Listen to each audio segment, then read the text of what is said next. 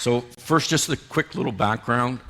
I've been with Canada Basketball since 2004, and my first FIBA World Cup was in Tunisia. And I can still remember being there thinking, how are we ever going to get out and get into the qualifying round to play for semifinals? Like, we were at the bottom end.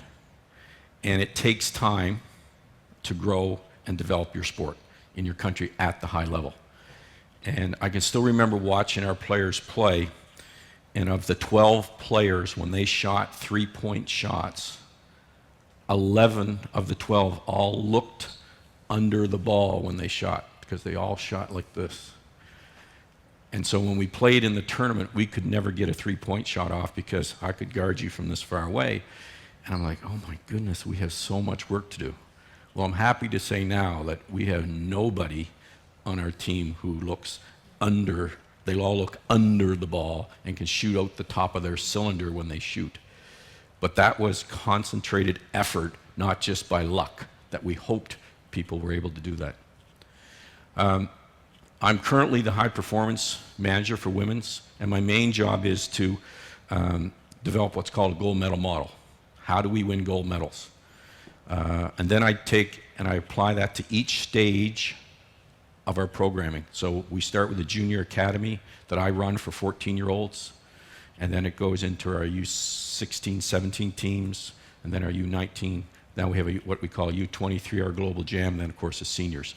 And trying to work with Victor at the seniors. How do we make sure this all lines up so it's not an accident, it's planned?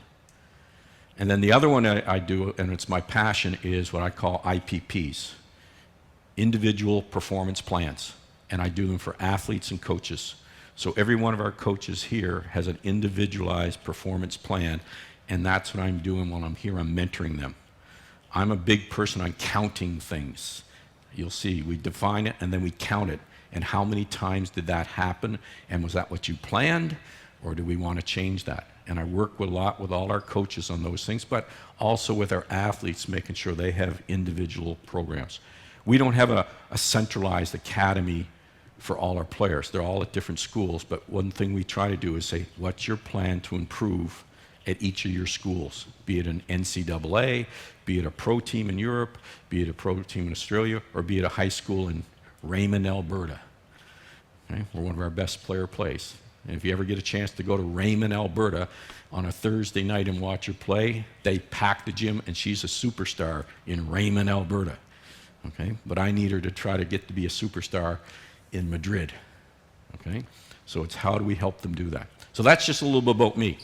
What we're going to do is, this will be quick, but we all know there's a physical difference between male and female players. That's just muscle mass. It's just biology.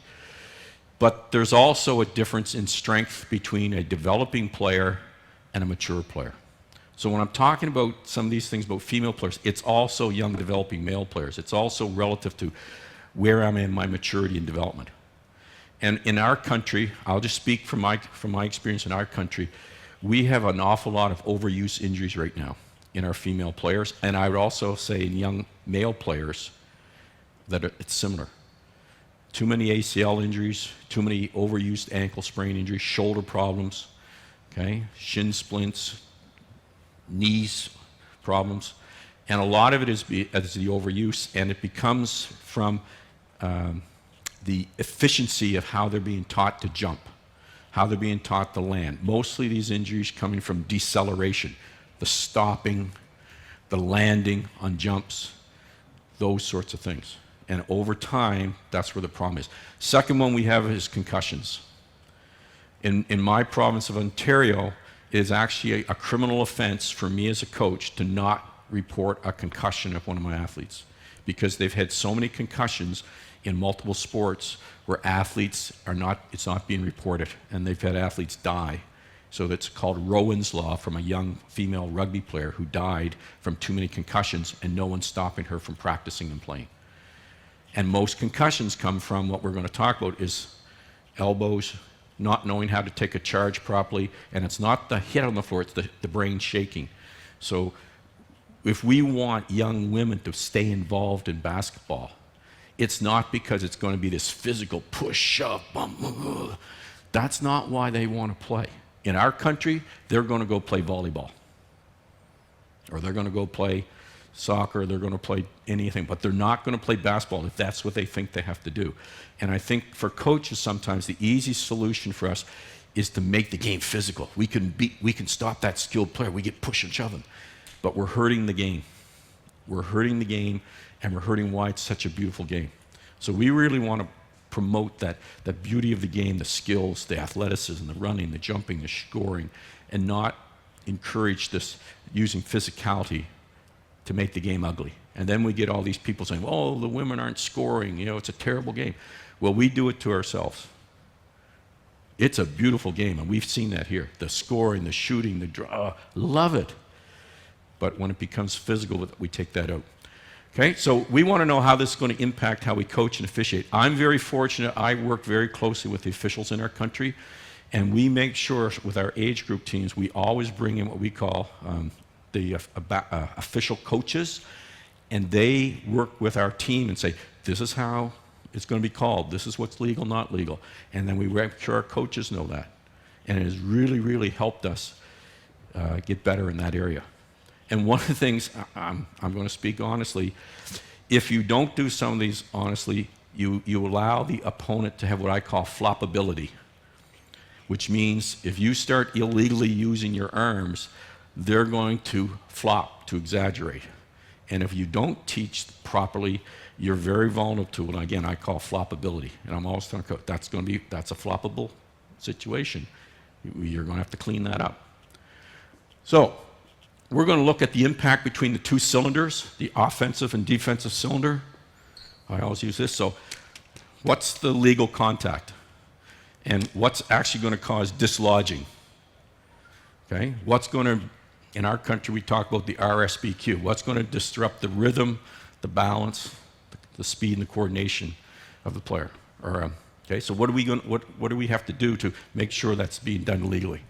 We're then going to look at the difference between a pivot, and a pivot to me is where I'm turning inside my cylinder, where a step is I'm constantly going outside my cylinder. And I would contend that we have too many steppers and not pivoters. And then we're going to look at how do you generate power in creating separation, in jumping to shoot, and in power to pass. And I think those are areas where we get overuse injuries if we don't teach them properly how to do it. So we're going to start with at your table, and if you're not at a table, maybe just join up with somebody. Really quick, maybe like 2 minutes. How do you teach legally and safely and efficiently cylinder contact? What are your points of emphasis? What do you teach? Okay? So at your table or just partner with someone. And if you're not sure what I'm asking, we have our translators. Okay?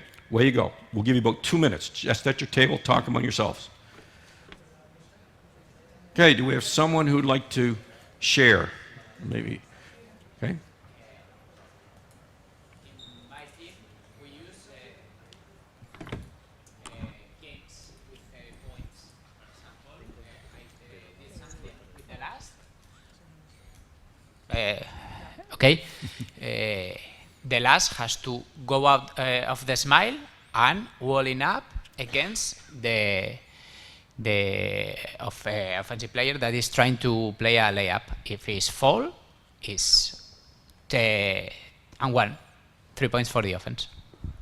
So very good, this concept of walling up. I think that's a very, very important one, instead of this, which is what they like to do. So again, but also getting that offensive player to understand that if a player is walled up, you can't go through them, you can't sometimes shoot over them, you have to find a way to legally score. So I think those are good. And that's what we would call a games approach, where you're doing it through games. I'm a strong believer in games approach, but I think sometimes athletes don't discover the right solution, and you may have to give a hint. That's what we will do. So let's look at some of the things. So this is pretty straightforward with the rule book. We have our 2 cylinders. This is my artwork to help make it quick, but when you play with elbows, the old chin the ball, from our officiating point of view, in our country, those are considered outside your cylinder. And now we call those yellow flags that can become red flags. So anytime an official sees this, Yellow flag, yellow flag. Now, if there's contact, it can become red flag because I had a yellow flag that told me that that could be dangerous. Okay? Whereas here, when elbows are pointing down, there's no yellow flag. So now there's probably less likely that it's going to be, okay, unless it all of a sudden turns into this. So it's very important teaching players, when we talk about chin, but chin with elbows down. Okay, so again, elbows down in the cylinder, and instead of this one. Again, because I'm outside my cylinder, and he turns, I'm responsible for my contact. This is the other one that players want to start to do, is any extensions. Extensions become outside my cylinder, and if someone's trying to get around, that's considered holding. The other one we talk to our players, when officials see the back of your hand, that's a yellow flag, because there's a tendency that you're going to now grab and hold. Okay? This is probably the big one. So forearms, 90 degrees on the chest.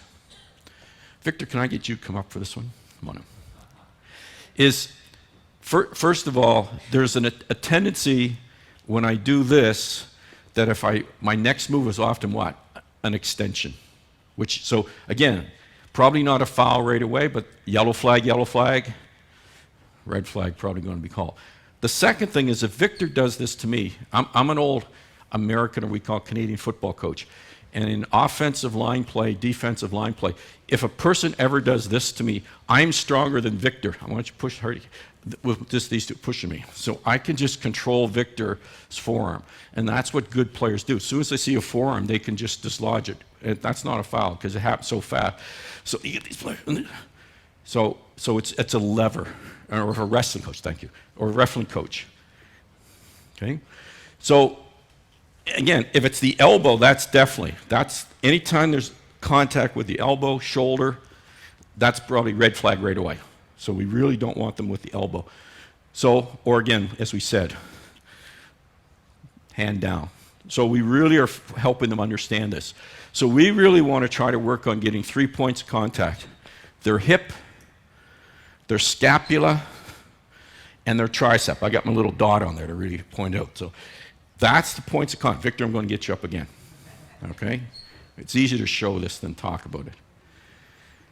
So we really want to try to make sure that it's my hip, right, my scapula, and my tricep.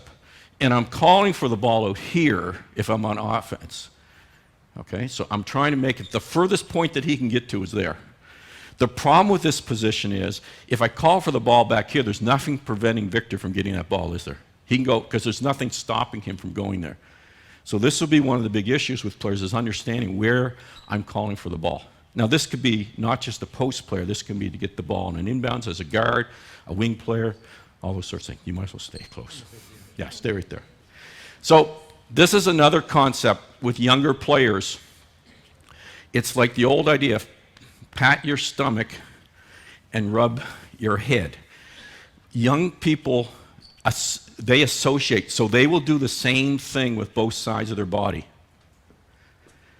You have to teach disassociation, where one side of my body is doing one thing and the other side is doing something else. So a lot of times with younger players, I'll get them a big stability ball and they have to push against it on the wall, and then we pass to. So they have to hold on the stability ball here, but they're learning how to catch with the outside ball. You don't just assume they're going to figure that out in a games approach. You sometimes I always call you got to hide the vegetables in the spaghetti sauce. You got to put some things in, little things you do, to trick them into doing what you want them to do. Okay? So these are the 3 things that we teach. Victor, this is the last one. So we teach this, again, remember I said I count things. So I clearly define, you start right there.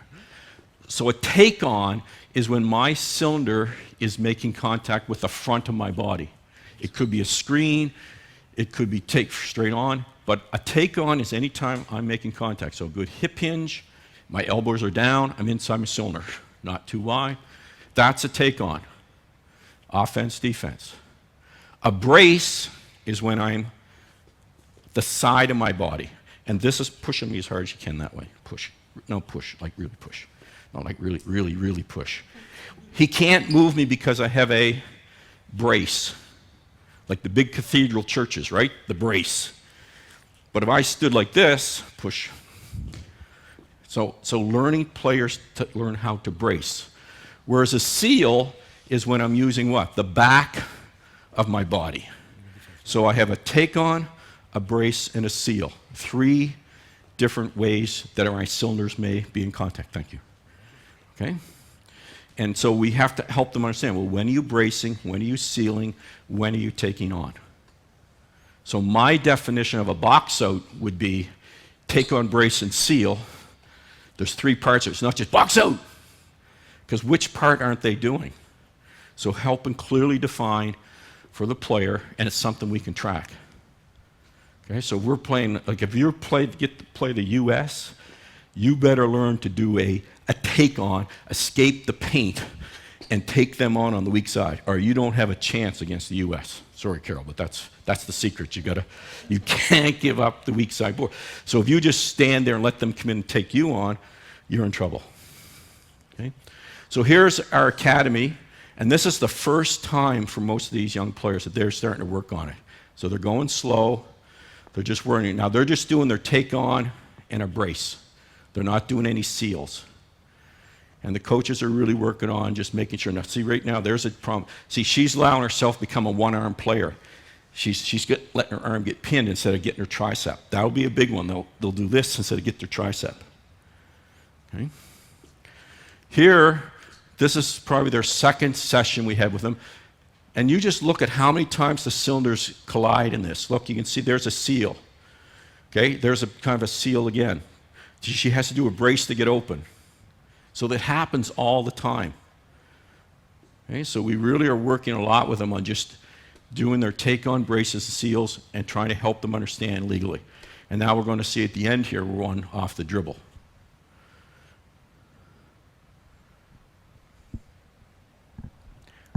There's a coach I recruited, former WNBA player, never coached, but she's going to be a great coach. You have to go and ask your female coaches. I'm just giving you my advice. Don't put up on your website, we're looking for female coaches and expect. Go invite. Invite, make everything available, except if they can't be there sometimes because of different things. Get them in the gym and they'll do great. That's just my piece. Okay, so this is playing with your shield. So this is more contact of cylinders off the dribble. And I think this is Caitlin Clark at Iowa. I think she's one of the best. They'll show this in 3 different angles. We find a lot in our country players are doing this a lot on the dribble. They don't know what to do, so they just put their hand out to stop people. But she forms a shield, so we call it a shield in our academy. You can see that she's keeping a shield to finish through contact. And a little thing I do for a games approach is I get dodgeballs. I put one under their elbow, and I put one here, so they have a dodgeball, and they have to learn to protect. And if they drop a dodgeball, well, either you extend it this way or you extend it that way. And it's just a fun way with younger players to learn how to protect if somebody's trying to, without doing this or this, which is what a lot of players will naturally do. Okay? And this is what we hope. This should be an offensive foul. And it's not being called all the time yet. But I think as coaches and referees, we work together, it's going to be much more obvious that that is an offensive foul. And it should be, because they've dislodged the defender. They've broken the defender's rhythm, balance, speed, right, and quickness. So it should be both ways. Okay, this is an example. This is high-level play. This is an example of where I think she used the seal when she should have used the brace. And I'll show this one, the point, what I mean. So if we go here, right here, this is where she starts to turn this into a seal. She's turning her right there. So to me, players love to scratch their back. I call it like you're scratching your back. They want to get their back and scratch. Instead of showing to the passer there and bracing, they start to, and they shorten because they're always trying to put their back on something. So again, should you have braced there? Should you have sealed? And creating that passing angle. And I find too many players, like I said, they keep wanting to scratch their back and turning to shorten the pass. Okay? Instead of learning how to distinguish between a brace and a seal. So here's, again, this is just some of our work with some of our players. She plays, you can see again, she gets a really good, her lead foot. You can see the foot is leading. She's tricep, hip, shoulder, and now the pass can lead her. And she's moving on the catch. So that's when we want her moving on the catch. So she's taking that little cheat step, and now it's an easy finish. Okay. Okay, any questions? That's fast. I could spend 5 hours just talking about take-on braces and seals. Any questions about that before we go to the next one? Yes, please. Yes. My style in defense always makes the center front against the attack. How can receive the ball when the defense is front against the attack center? So when we in front it would most likely be a brace. So Victor's passing to me, full front, I'm probably in a brace position. Is that making sense? I'm in a brace. And what we would try to teach is, I'm not leaving here until the ball is there. One of the big issues when bracing is, if I'm bracing, who moves first? The ball or the player? The problem a lot of times is, I move first before the pass, what happens? They can steal it. The ball should move first. And to me, a straight bullet pass is hard for me to catch. If there's a little bit of an arc, as soon as I see the arc down, that's when I can go. Or if it's a bounce, as soon as it hits the floor, that's when I can go. Same thing was over my head. As soon as it starts, that's when I can release my seal. Okay? And those would be... I will not move before the ball is passed. No, the ball moves first. Yes. Yeah. The other one would be getting early position, making sure that if this was the block, I actually want to try to make them front me out of the block, not fronting me in the key. Try to get early position so that I have more space for that lob. Too many players run to a spot and then they try to do their take-on brace or seal. To me, you want to go find the take-on brace and seal first and then keep the spot open for the pass can go to. Okay, at your table, what is the benefits, and I'll just give you my definition. A pivot is I'm turning around a central spot. I'm staying in my cylinder. A step is I'm actually propelling myself forward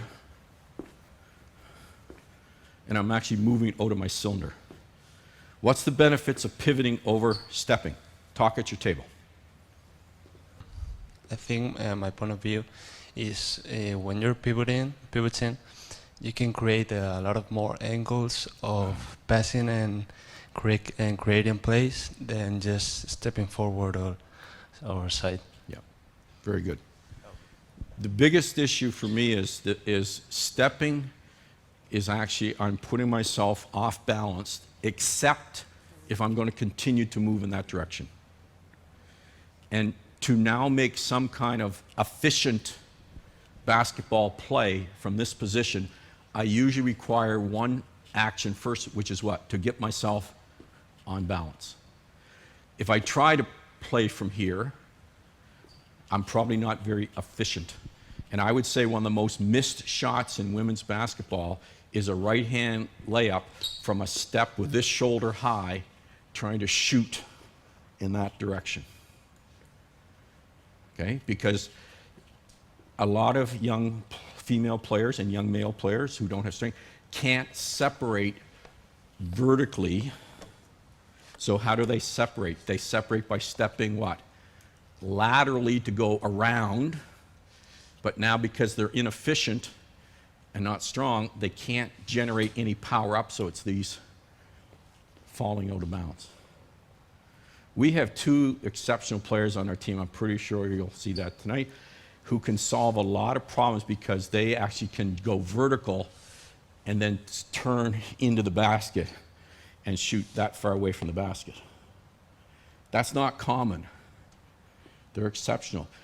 But I would say, like, sometimes their footwork we've been working on it for a long time, but it's been their ability to start to pivot better. Because now, when they pivot and they go up, they really go up before they be a lot of this stuff and still, okay? So really working on this ability to pivot to allow us to be efficient in our next movements. So again, as I said, pivoting, you're staying in your cylinder, stepping, and I would say most players, they think they're pivoting, but all they're doing is falling off balance. Fall, catch myself, okay? Instead of pivoting. And again, this leads, can you finish out the top of your cylinder? As I said before, when we played in Tunisia, I think it was 2005, we had one player who could finish like that on a three-point shot. And I would even contest that a lot of our layups couldn't finish out the top. It was out the side all the time. Okay, so this is what a lot of younger players do. They go lateral because they can't go vertical. And now, especially in women's basketball, that's a longer distance to hit the target. The longer the distance, the more harder to be accurate. Also, it's easier for a defender just to disrupt that line to the basket. So when I teach shot blocking, and I think we're leading the tournament shot blocking, we don't teach to block the ball, block the path the ball has to take to the basket. And when your players figure that out, that they don't have to block the ball, just block the path, they get a lot more blocks and fewer what? Fouls. Okay? So learning how to do that. This is a step. This is not a pivot. So you can see when she steps, she can't make any kind of play. She has to get back on balance first. Here's the second. This is a twist. This is not a pivot. I'm sure you have players who do that. They just twist because they don't pivot. They didn't change the angle. They didn't improve their angle, but I'm still efficient if I pivot. I twist, what am I going to do? So sometimes when you work with players, it's what they don't do. Classic, all these turnovers. Okay, here's what I mean is, when I was watching this, we're not doing, then I said, where's the pivots? They don't pivot. So watch this first one, drives. And this is, again, look at the balance, not really balance, and then she just kind of twists, and she's using her momentum to throw this pass. Now watch this player here. No pivot. What does she just do? I'm sure you have it. Just dribbles. Instead of she changes the angle, she probably could have gone left up the side, but she wants to go with her right-hand dribble. This girl steals the ball. If she had caught this on a good stop and pivoted, what do you think she had? She had a score. But she doesn't stop. She doesn't know how to stop properly yet at speed. So and again, no pivot, dribble, and she's probably missed some opportunities to see things. And again, there were no pivots. And that's what happens. Here's similar. We get one pivot here, good rim decision, just a twist, and see that she dribbled. So instead of pivoting on the cat, she dribbled. That's the plague in our country right now. Dribble. Okay? And if you want to track something tonight, if we over-dribble against Spain, you will be celebrating. If we pivot, we will be celebrating. If we change angles and we pivot when we attack inside, but if we just dribble, Spain's on-ball defense with pressure is too good. Okay, so pivoting will be crucial. And then here's an excellent example of a good pivot. And it's happened so fast, but you can see that catch, boom, and then she pivoted. And she protected herself from the shot blocker. So, and here's one of the things we do. Now, we do this with pulling, but we also do it with pushing. But here's the point I'm trying to make with this. She's not pivoting, she's stepping. So all this great work we're trying to do is for nothing. Because she's not solving the problem by pivoting, she's solving the problem by what? stepping off balance, stepping off balance. We wanted her to pivot, brace, pivot. So she's being pushed and she's pivoting. But she just, oh, I'll just fall off balance. I'll fall off balance. So that's not helping her. It's actually promoting what we don't want. So sometimes you come up with these great activities, but you've got to really say, I don't think that's working. So here, with novices, it's rough when it first starts. But we're working on trying to get them as your drill, attacking, walling up, and working on pivot. Probably travel, a little off balance. Watch this, a little push off balance. But it has to start somewhere. So we're really working on promoting that, using your pivots at the rim. We want to improve our rim decisions and not just shooting against, as you all play here, good shot blockers or tall players. How do we use our pivots? And it starts somewhere. And my contention is if you stand on a face of a clock, average players make all their decisions between 10 o'clock and 2 o'clock. All their passes, all their change of directions, everything they do is between 10 o'clock and 2 o'clock. Good players can make some decisions to 9 and 3. Great players can start to make decisions to like 7 and 5. The great exceptionals can go back to 6. Right? Sometimes you have to go backwards to go forward or go up.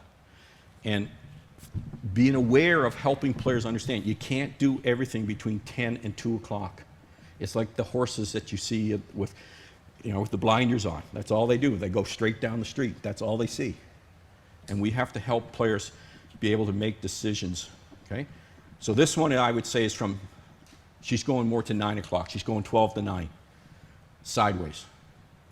Right? But she's creating some separation by doing that.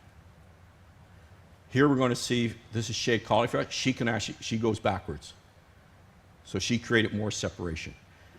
The key is how much speed can you carry in to the first one, and then how much separation can you still get? It's easy to go slow and do this, but can you carry in speed? And that's where the strength comes in. But this is also where overuse injuries occur, because I'm from Canada, so hockey is, we call it a hockey stop. I have to get my skates in the ice to stop. I can't, this kind of stop and try to go back is almost impossible. You need to get some kind of skates in the ice. You got to get something in the ice to go backwards. Right? So, but we don't want this one. Like, we don't want this, which I see a lot of players do. That's where we're going to get some knee injuries. But if I can get this and then play out of that is what we have to do. So you have to work with players on that efficiency of how to decelerate, to be able to go in different directions. Okay, this is Kelsey Plum. She's probably, right now in the women's game, the master. Okay, boom, back, off inside foot, boom. But that's what I'm trying to get those young girls to eventually get to. And you could see that it's rough, but that's what they're working towards. But we're trying to eliminate steps and be pivoting, and not stepping, we're off balance. So it's good to always show role models to your female athletes and show female role models, that females are doing this. Sometimes you take a male model, they're not going to do what LeBron is doing. They're not going to do what Kobe was doing. But there are female models out there, show it to them. And here's what you're doing. How can you get better at that? Okay, this is one I think is so important. I call it the gather step. Some people call it a heel pivot, but to me, you have to make sure players are learning how to heel pivot. And can everybody see if I go here? The problem with the toe pivot, Victor, I'll get you again. Because when I was first taught basketball, my coach told me, I'm back from the 60s, that it was like you're putting out a cigarette butt. The problem with that type of pivoting, my knee is very vulnerable to twisting. So we say, push on me, Victor, push. If he's pushing on me, if I gather and I'm using this heel, I can brace, keep pushing. I can brace. Okay? But if I get up on my toe, push on me now, what's he forcing me to do? Step. Step. And I can't play from a step. One thing about pivoting with the hip. I'm also a strength and conditioning coach. If you pivot with the hip, you are blocking your ibis, then you can break your ACL. It's easy to break them. But the key is my knee and my toe are always in a straight line. But you have to take care because the ACL is easy to break with that kind of because the ibis. We can have another discussion on this, but what sport heel pivots the most? Hammer throwing. How many ACL breaks in a hammer throw? Why do they hammer throw? Why would I heel pivot in a hammer throw and not toe pivot? The thing is you don't have contact. Okay? But I also don't have, I can't generate the same control of power that I can. All the top players will heel pivot because it allows them. The second thing is, if I was shooting a jump shot, that's good, Victor. If I was shooting a jump shot at that basket, I would never teach my players to come in and do a toe pivot to shoot. What do you teach them to do? Heel, toe, shot. You need the heel as a break to convert horizontal into vertical. I'm an old track and field coach. I coached all the jumps. If I take off on my toe, what jump am I doing? I'm doing a long jump. If I take off on my heel, I'm doing a high jump. So I need somewheres to convert this to this. And if I go on my toe, no one is teaching that for a jump shot. Okay, so we have to be helping our players understand the efficiencies of what they're trying to do. I'd love to have a conversation with you.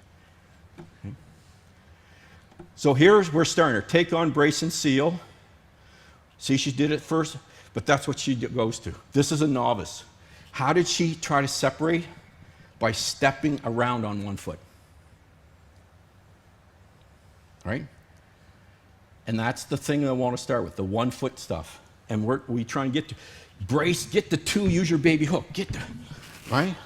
And then use your step if you really can go by the person. But don't use that as your, I don't know what else to do, I'll just step and try to go around off 1 foot. Okay? And again, here, heel pivot. This is a very difficult shot if you don't have proper heel-toe pivot. You can't generate the power to go up and also separate. She can't do that off a toe pivot because she would be off balance and you can't convert. And here's Jimmy Butler is the best. Sorry for all you Celtic fans. Again, you have to get on your heel to convert to vertical. Okay? If you're going to get vertical, but also have some efficiency going that way.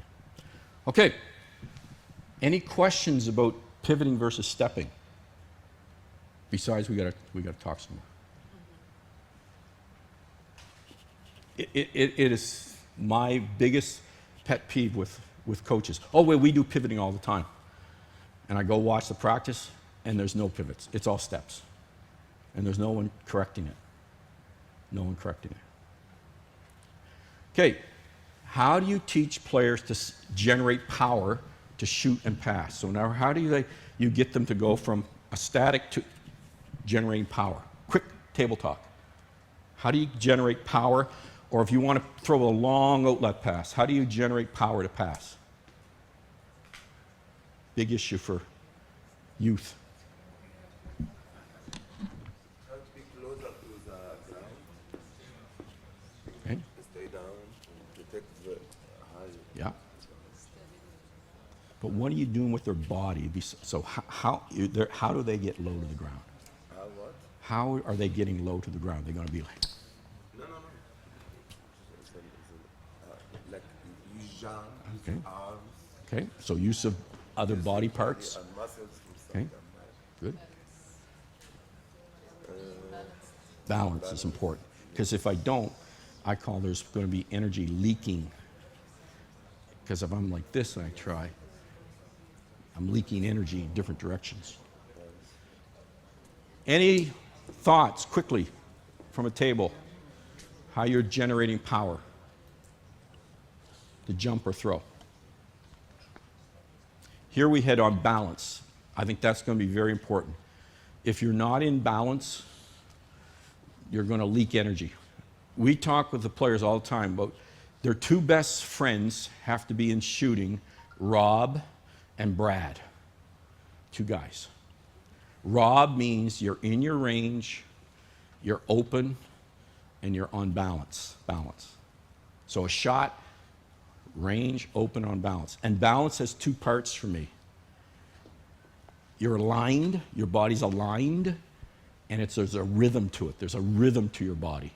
Like shooting is a rhythmical thing. Brad means back, rim, and down.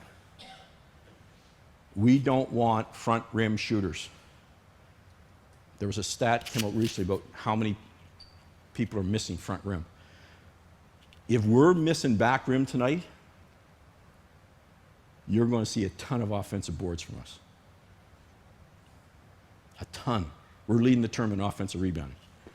If you see us shooting Brads, we're getting a ton of offensive boards. Why? Because the ball goes where? Up. If we're hitting front rims and the ball's going, we don't get the offensive rebounds. So when we take Rob shots that are Brads, and even though they don't go in, we're going to get some good offensive boards. But when we take shots that, like, where did that shot come from? They're out of their range, they're not open, we don't get many offensive boards. Plus, they don't go in. So that's going to be important in helping us understand how we're going to generate this power. So, here's two pretty good shooters, Diana Taurasi and Skylar Diggins. And in our coaching education, we use this. It's not just for shooting, it's all skills. In every skill, there's a preliminary action. What do you do first before the skill? So this is mostly going to be your footwork and your body balance and alignment. What are you doing with your feet to get ready? The second thing is you need backswing. Our body works from elastic power with backswing. And here's the example. You put your hand on your chest like this and take this finger and move it away from your body with no backswing. And now, as fast as you can, push it on your chest. Don't hurt yourself. Oh, it's so powerful. Oh, I'm sarcastic. Now put backswing in it. That's shooting right there. That's passing. That's jumping. Elastic energy, because there's a backswing. So when we used to teach shooting, we'd tell players, in order to be a good shooter, you have to get all your joints bent and be ready to shoot. There's no backswing now. I've taken all the backswing. Now all I'm doing is what? I'm now doing a squat. You're not squatting to shoot. You're elastic. You're elastic. So you need that energy in the ground and up. So all this, some of the old paradigms of how we taught shooting is actually hurting them from shooting. Because most of that information came before there was a three-point line. And a player who doesn't have that power needs to get backswing in their lower body, their upper body, and their hands and the wrist. They need backswing in all parts of the body. And it's like, don't tell me that Steph Curry is the strongest player in the NBA, or Damian Lillard. But yet, why can they shoot from the furthest? Because they got the best backswing force generation through a critical place. Okay? So the backswing is to make sure now we're getting a force that's going up through and aligned to our critical instance is the release point. And as I said, when we were in Tunisia, our release point was here. So, because most of our players, how did they shoot? The old pivot. They all pass. That's how they shot. Because that's how they thought they had to generate power. Or they were taught to always start with a high set point, because this is how they were taught. Start close to the basket. Do 100 of these every day.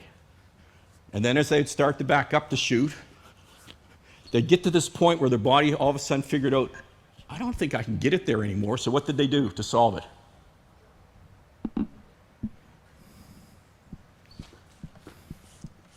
Their body had to do something. The body kept telling, you can't shoot from there anymore.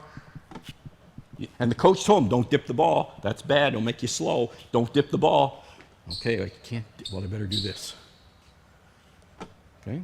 So we've created some shooters, some problem. And I will also contend that shooting on an 8-foot basket for too long promotes that also. I'm a much bigger fan of a lighter ball at a progressively higher basket, progressively, not starting at 10, because I have to still shoot up.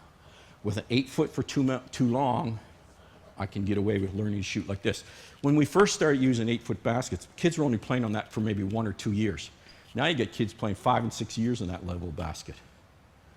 So I'm not saying we shouldn't lower the basket, but you have to be very clear in watching what habits they're developing. Because if they're going 5 and 6 years shooting like this, it is really hard to get to this. Okay, really hard. Okay, so preliminary, getting ready, backswing, going opposite first, force generation, power up through your critical release, and follow through. Follow through needs to be safe. And I would contend that if you have players who land on 1 foot all the time, that's not safe. That's where your overuse injuries come in. Kia Nurse for us before we went to Rio had to have an operation because she always was landing on 1 foot. Always landing on 1 foot. Always on. You think of the hundreds of thousands of shots a player takes. Always landing on 1 foot. Always landing on 1 foot. Okay? So you want to make sure it's safe. So, whoops, we want to go back and watch that. But if you look at, they're different. Taurasi is a pivot shooter. Skylar is a hop. She gets her 2 feet in the ground. Pivot. Okay? Watch Taurasi's, and then was a hop. See the little hop? Taurasi's going to dip straight arms. She's taking straight arm. Where Skylar's going to be much more elbow back, elbow back, elbow back. And to me, that's what you want. What we don't want is the ball going here. If the ball goes in here, I guarantee the next move is there. If the elbow goes this way, the next move is where? Up. There's my backswing. Elbow's got to be up. Now, Taurasi just does this. But from here to here, Taurasi's as fast as any player I've ever seen, men or women. Like, she's here, and, oh, it makes your shot slow. Man, it's fast. Like, from here to here, she is super fast. Okay? Both their critical instants are up here, and they're both landing on 2 feet. And by the way, I don't think they miss a shot in this either.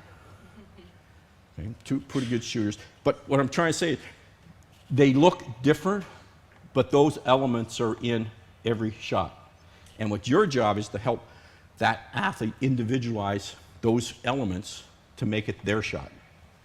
Everybody's going to be a little different, but they all need a backswing, they all need force generation, things like that. So here we are with our junior academy, and you can see she's working on her 0-1-2. I think the 0-1-2 has been a blessing for female basketball and developmental basketball because I can carry more speed into my separation and then get myself aligned and on balance in my preliminary action. And you can see her really working on her 0, her outside foot, and now she's getting her 1-2 and getting down into the ground. Okay, so she's just working. This is the first time just really focused. And one I liked is when she was starting to go and got disrupted, she said, no, I want to go again because I'm really focusing on my feet. Most players, I just shoot it up there. I'm deliberate. I'm really focusing on my feet. She was the youngest player on our U16 team. She's 2 years younger. She's going to be a special player and the main reason is because she focuses, pays attention to detail. Here's another player. She's working on the old paradigm, more of a 1-2. 1-2. Nothing wrong with it. You get your shot off just a little quicker, but she can't carry as much speed. She can't carry as much speed. And I contend where the biggest difference is, if this is the basket here, it was rare that you would find, if I was back in 2004, that a player could come off a floppy, be sprinting out, catch a pass, and go 1-2 shot. That is hard. But now I can come out, sprint, and I go 0-1-2, and I'm into my shot. I can carry speed on these extreme cuts that I couldn't before. And I have coaches in our country say, oh, I don't like that 1-2 stuff, 0-1-2. It's a travel. I'm not teaching that. And I'm going, you are crazy. You are absolutely crazy. You are preventing your players become the best players they can be because you don't want to take the time to learn how to use a 0-1-2. And I'm not talking about, well, can I go 0-1, hop and turn here and do, like I'm not talking about the crazy 0-1-2 stuff that some people are promoting. Stay away from that stuff. Just get them to be efficient in their preliminary action that they can get on a balanced position to shoot and get their force down into the ground. Okay? The last one here is we got a young lady. We try to work on them in all three. So you can see her. She's going to use the three different types of footwork. Hop. Okay, now she's going to go 1-2, 0-1-2. And there's going the other way. So she's really focusing. Now this is the first layer of shooting where the easy one, the pass is coming right at you. Then you got to start making where the pass is coming, like I say, off a flare screen. Then you got to make it where they can do these off the dribble. Then you got to do it where they got to actually create a shot. So I think one of the problems we do is we do too much shooting on air and all the passes coming out from under the basket because it's an easy way to do it. But you've got to get them into some more realistic movements, right? And that sprinting away, flare type actions. But working on the preliminary action, backswing is the most important thing we work on with the younger players. Preliminary act, getting ready, and get your backswing. Get your backswing so you can get the ball over the rim. Brads, over the rim, not front rim in it. Okay. Passing, here's the first thing on passing. Watch this. Remember I talked about 10-2? 10-2. She had no idea what's at 3 o'clock. They love the dribble. 21's wide open, but all she sees is what? 10-2. And now over here, yeah, they didn't create a window. They were making doors. I would say you got to make a window, not a door. But it also means we have to see. And what happens is I always say, you can never play faster than your vision or your ability to control your body. I start to go down as I dribble, I'm losing my vision. I get this, I call it the sprinter stance. They're dribbling like this, they can't stop. Okay? They can't stop. Here's the other issue is power generation. So this young player, you can see that she's generating power. Again, probably a soccer country, probably Mexico. It is Mexico. See, but she's actually generating power by what? Falling forward. See her starting to fall forward? That's how she's generating power, by falling off balance. And once she starts to fall off balance, she has no solution. Okay? The next one is that, I'm sorry that this is a Spanish player, but it could be any country. Any country. Pushing with the inside hand, right? Passing across the top. We've all had that happen, that they always pass these push passes with their right hand. Can I pass with both hands?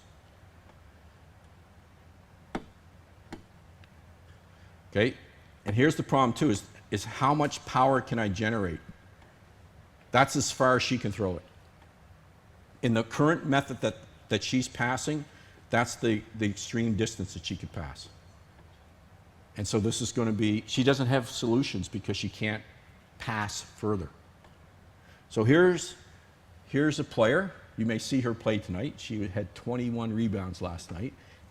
When you have 11 offensive boards and 10 defensive boards and over 10 points, is that still a triple-double? Can you count that as a triple-double?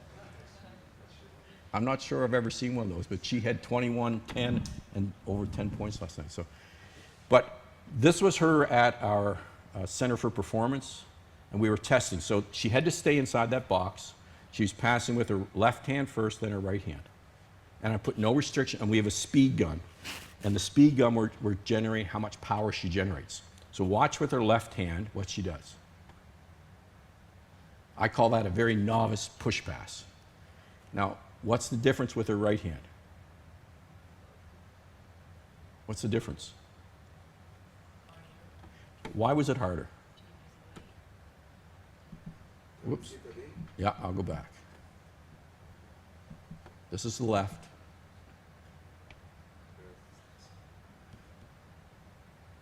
This is the right.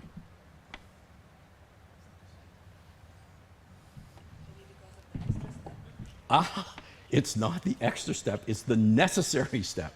She needs, so with the left hand, and she almost wants to step with this foot.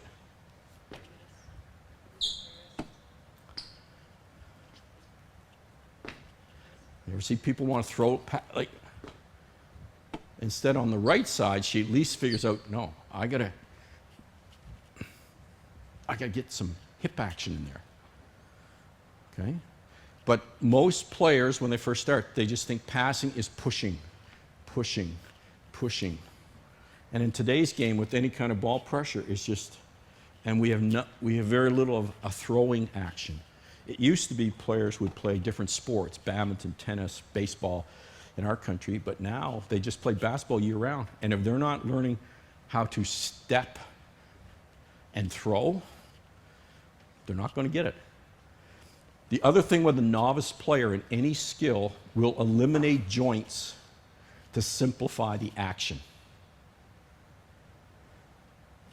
So when I first learned to throw, if you have a little daughter or son, this is how they would probably throw it first. And then they might start stepping, but the wrong foot, but then they start stepping properly, and then eventually they get to, but that doesn't happen all at once. You don't see it. Same as in shooting. The first time player shoots, it's just kind of, but then you have to start building in all these other things. So with passing, we find that you really have to help because they're just not getting any other throwing action. So here's a group of players, and this is me teaching for the first time, trying to throw an outlet I call a football pass. And none of them do it. Now here's the tall player, you can see. Turns it on, always into a push. And that's not her fault. That's just the first time she's ever done that. So what we're trying to work on is the basket is there, is land like a quarterback in football. And now I can throw the ball with just a guide hand. And I can throw that, it's like a football quarterback. But they all want to catch it and push it. Okay, so we have to work on that. We have to not assume that they can do it. Again, this is from our seniors, and that's the limit of how far she could throw, because again, she's not like a quarterback, she's staying parallel, so she can't get the torque in her body. And then again, the last one here, this is my last slide, is Kevin Lowe. He's, except for some people may still remember Wes Unseld. Carol, you must remember Wes Unseld. Wes Unseld was the all-time best long outletter. Kevin Love is the next best. But if you can look at what he's doing, okay, he could have just pushed that, but he probably knows he can't get it as far as he wants. So what does he do? He becomes a quarterback, and now there's that, look at that hip. Look at the hip. And bang. And now, okay, you can throw it. So we have to, again, help our players. One of the problems with passing is if I'm using bad form and I'm trying to pass far, I can do a lot of shoulder damage. And that's where, again, goes back to if I'm not helping my players be efficient in what they're doing, that's where overuse injuries can occur. And I was just given my time, so I think I'm on time. Any questions? If not, just help. Oh, yes. It's just thinking about, I don't know if the whole picture, because yesterday in the warm-up, I think from the Canada team, Yeah. I saw some drills, different drills, like between maybe post players, Yes. and also other players just making some kind of stuff with dribbling or something like that, and the other one. Is something that Well, I'm that's thinking about? That's hiding the vegetables in the spaghetti sauce. So you saw a lot of the guards working on what? Passing to 3 o'clock, not passing across. So it's dribble, dribble, pass there. Also, if you would have saw someone come up ball screen, it's coming up ball and throwing hook passes because they always want to just throw chest passes at 10 and 2. So anything that's encouraging them to throw passes where? to like 5 o'clock, 7 o'clock, 6 o'clock, instead of passing right there. Okay? You would have saw the post players doing a lot of bracing and then releasing to get the ball, because that's a big part of what they have to do. So we hide it in the warm-up. Okay? We also, you would have saw at the end, you may not notice, but watch it tonight, that they have to box out the coach at the end of the drill. Because we want them learning to do a take-on instead of just standing there like this. You've got to escape the paint. You've got to be moving away to keep the space in front of you for the rebound, not the space behind you. So we hide those little things in the warm. The days of just going in doing layups and then get a few shots up, and I think you're seeing the shots too. There's a lot of pass, move away. We're getting the passes off different angles instead of just pass out, shoot, pass out, shoot. Because we look at it, we had, I think, 7 practices. And you know how many practices this actual team had before they played the first game? Was 1. Because we had 2 players come from the seniors. So the team itself had 1 practice, and then we played the 3 exhibition games. That's our reality in Canada because of the size.